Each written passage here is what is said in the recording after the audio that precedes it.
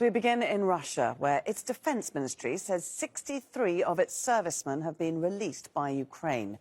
Kyiv says 116 Ukrainians have also been allowed to return home.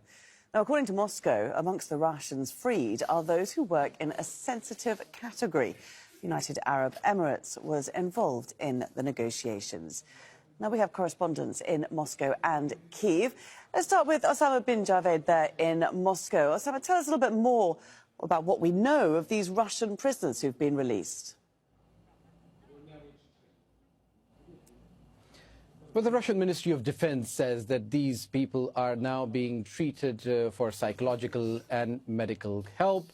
They're able to contact their relatives, and it was made possible to get them released. You have to remember that they don't use the word swap with the help of mediation from the United Arab Emirates. We've seen in the last few months that these releases have become routine, where Moscow and Ukraine exchange prisoners.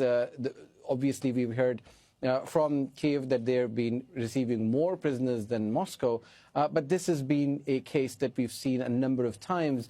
In January, there was a release. In December, there were a couple of releases, and then going back to September, where the releases were facilitated by Turkey and Saudi Arabia. This time around, it's been facilitated by the United Arab Emirates. The Ministry of Defense specifically thanks them, and you have to remember that this is a country which has so far not given in to any of the sanctions that the West once imposed on Moscow. We know that the chief, Mohammed bin Zayed, visited Vladimir Putin and also discussed the issue of Ukraine. So it is a part of the exchanges that we've seen happening in routine.